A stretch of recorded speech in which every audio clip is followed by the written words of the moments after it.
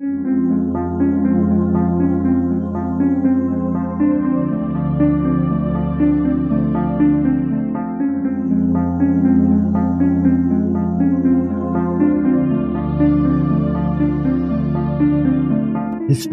tells the story of the world and of our lives.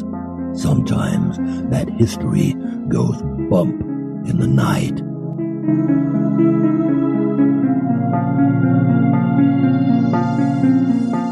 Broadcasting from the center of oddity and the supernatural in Central Florida, it's the History Goes Bump podcast. Hello, you spectacular executive producers. Welcome to History Goes Bump Redux. I am your host, Diane. And this is Kelly. Kelly, we're rewinding back to another episode we did back in 2016, I believe. We had a young listener who was actually from Wales named Freya Porter join us on this one, talking about the Oystermouth Castle. So that's what we're going to be doing on this Redux. Are you ready to go back? I'm ready.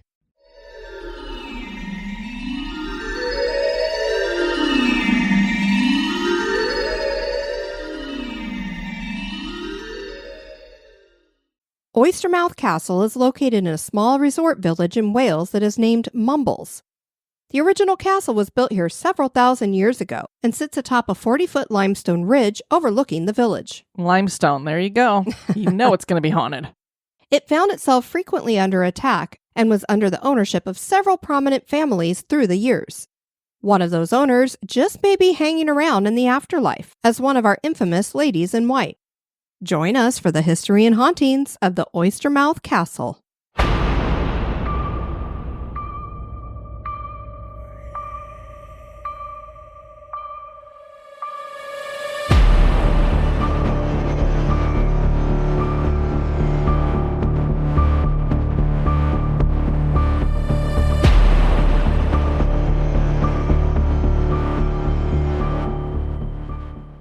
Mumbles, which is an excellent name for a town, is a small Victorian resort town that is a headland overlooking Swansea Bay.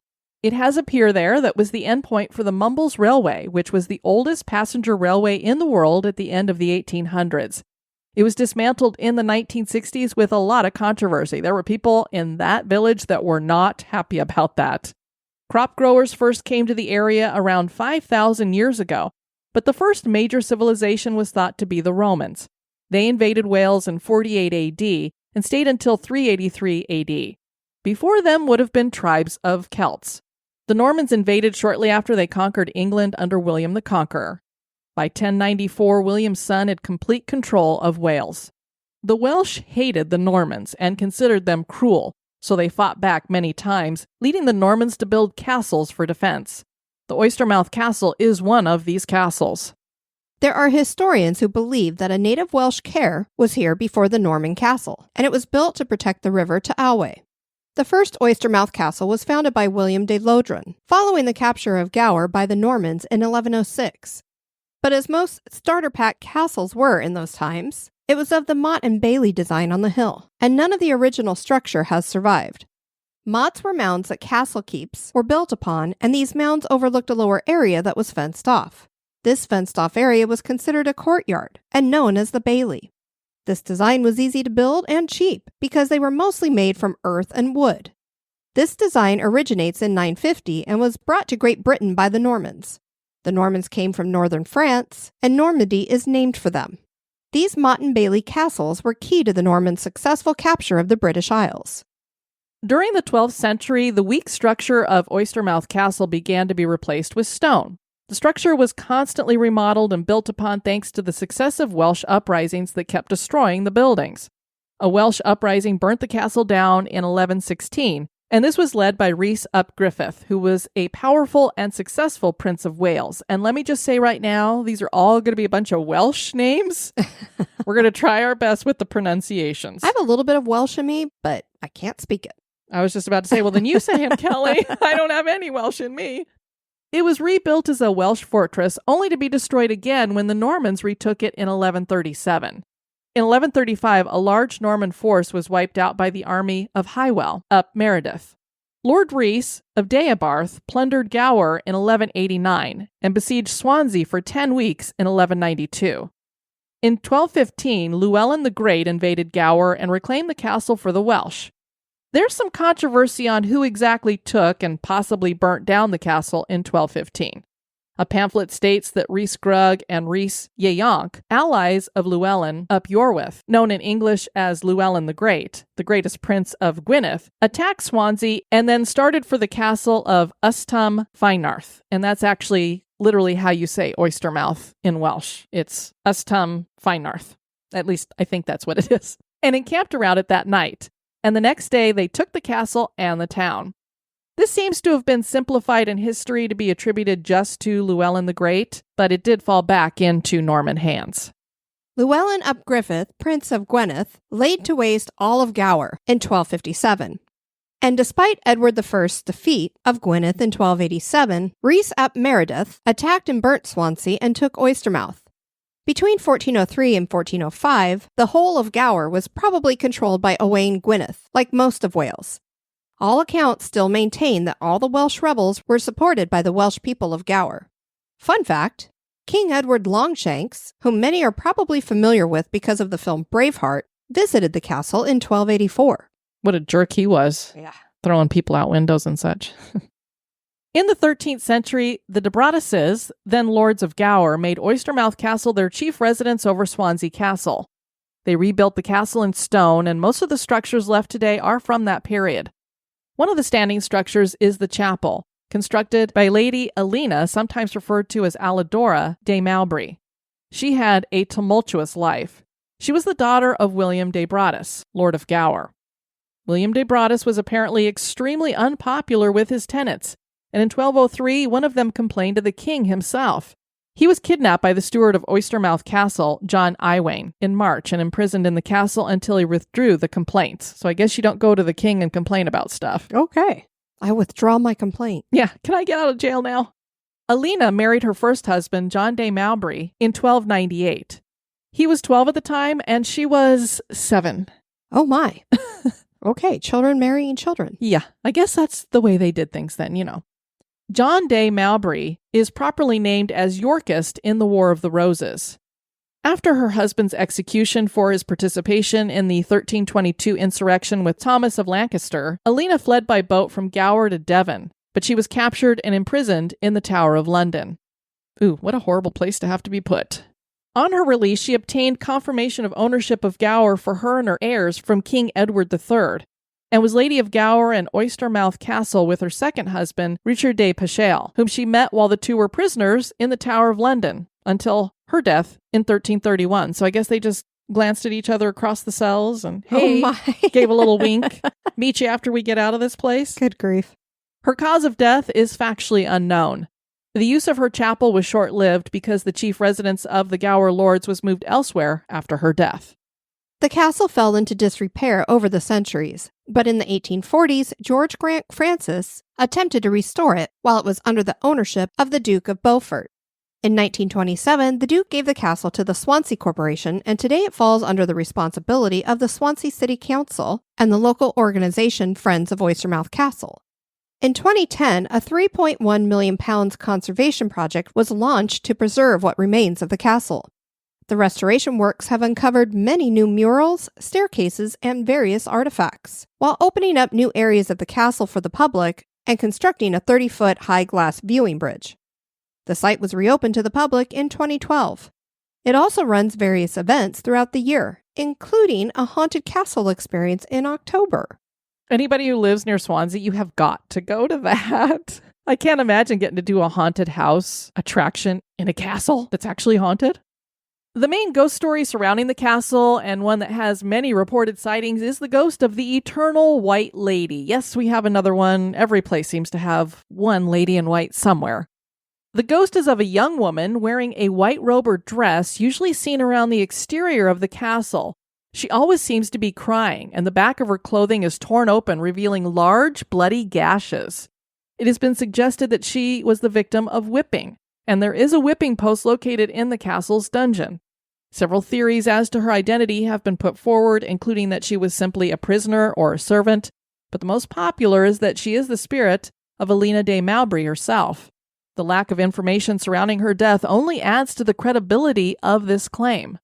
And legends claim that she can be summoned in the same way as Bloody Mary or Beetlejuice. Oh, good grief, Diane.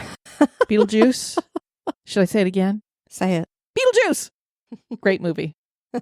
Both of them. And I think the original falls short of the new one. Don't hit me. I like them both fairly equally, but I do think I preferred the new one because, disco music. It's got disco music. I'm sold. And Wednesday. This is true. And now a little break for a word about one of our sponsors.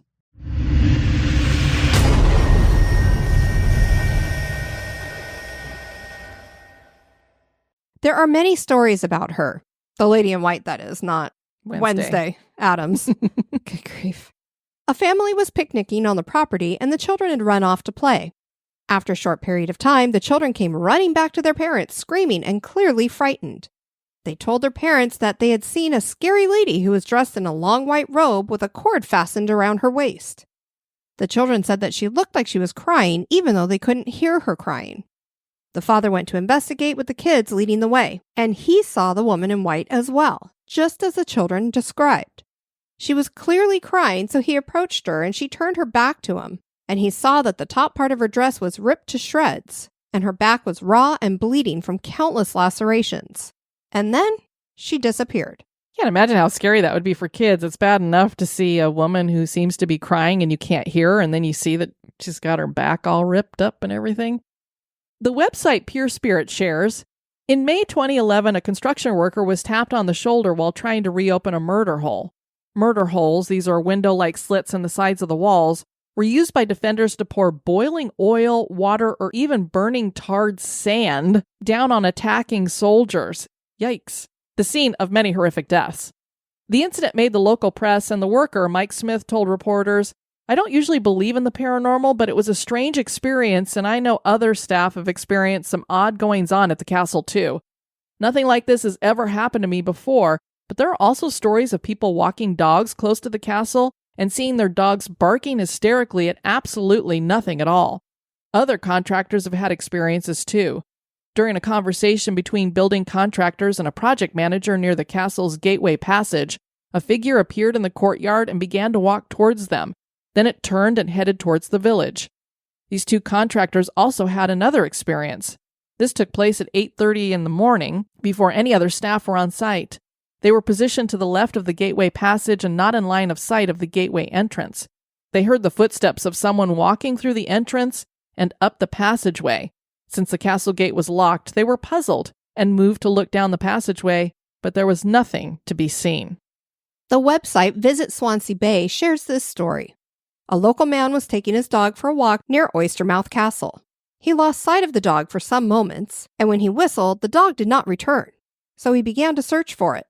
After a little while, he heard it whimpering, and he found it behind a tree, petrified with fear, its eyes fixed on a part of the castle wall. It was starting to get dark, but he was curious to know what could have frightened his little dog. He went towards the spot on the castle wall that seemed to have attracted the dog's attention, and as he did so, he saw a white shape on the floor just in front of the wall. As he got closer, the dog began to howl, and the white shape, which he thought may have been a large piece of paper or something similar, rose up from the ground. It was a woman dressed in a white robe, and almost before he could recover from his surprise, she seemed to melt into the castle wall. When he reached the place where she disappeared, he saw that there was no way she could have passed through the wall. As he put it, the earth just swallowed her up. A man named Roger Parmiter wrote of his experience. "On a sunny day in August 2014, I was on duty in the ticket office. During the lunch break, a visitor began a conversation with me and requested a guided tour. I offered to present a short tour of the ground floor, which comprises the chapel tower, the south and north keeps, and the cellars of the west range. We were about to start our tour from the stairs, which join the courtyard to the ticket office, when a movement in the north window of the gatehouse commanded my attention. A column of gray smoke was rising within the portcullis room. There was nothing of a flammable nature in this room, and as I watched, the form of a head began to materialize and resolve itself into a female. At this moment, I decided to investigate the source of the smoke and quickly made my way to the first floor to find nothing. The smoke had vanished. This was my first paranormal experience during daylight hours. He also shared an experience by a friend. Several years ago, a friend was filling a plastic cup with water from the tap at the castle entrance, and when the cup was full, it was suddenly knocked out of her hand and fell to the ground. She could not account for what had happened, but thought she must have lost her grip without realizing it. A few weeks later, the same thing happened, despite her taking extra care when filling the cup. Sometime later, another friend wet some kitchen paper at the tap to wipe his face on a hot day. He turned around to walk away, and as he stepped forward, the kitchen paper was snatched out of his hand. What in the world? Somebody does not like you messing with the water there. In October 2012, Proof, a paranormal investigation team, was called in as part of a Halloween spooktacular celebrations at the castle. In a video on the Proof TV YouTube channel, the investigators tried to communicate with the spirits at the castle using a mix of Welsh and English. They definitely seemed to have made contact with something unseen. Our listener Freya had joined us on the original episode for this location, and she shared her own experience. I may have seen the White Lady myself when I was little, maybe 5 or 6 years old. I remember playing at the bottom of the castle hill and looking up to see a woman in white standing on top of the hill. I remember her wearing a long white dress, which I thought was weird because at that time, the only long white dresses I'd seen were on brides, and she was looking sad. Even though I couldn't see her face very well, I could feel that she was unhappy. I must have looked away to tell whoever was with me about the lady, although I don't remember what I said, and looked back to point her out only to find that she was gone. That might not have been a ghost. Maybe a sad lady in a white dress happened to be walking there at that time, but I like to think it was. At the time, it didn't even cross my mind that she could have been a ghost. I just shrugged it off and kept playing. Well, I wouldn't think most kids would be like, oh, there's a lady in white up there that looks sad. I bet it's a ghost. You would normally think It's a real person. Right. And as we know, a lot of the reasons why these ladies in white show up that way is because they are indeed wearing a wedding dress, because that was the nicest dress they had. Strange things have clearly occurred at the Oystermouth Castle. Is the White Lady hanging out here? Is this castle haunted? That is for you to decide. Sounds like a glorious place to check out. We love our castles, and here's one that's in Wales. And this is a resort, seaside kind of town, so nice place just to check out for that. Maybe one day. Of course, I'm talking about Wales, sitting here in Florida. I don't know how much of a seaside resort I would think that is, because it probably is a bit chilly. I think you would still love it. Yeah, I don't know if I'd want to get in the water, though. Well, nobody said you need to go snorkeling. Oh, well, we want to thank you guys for listening to this Redux. I've been your host, Diane. And this has been Kelly. You take care now. Bye-bye. Bye-bye.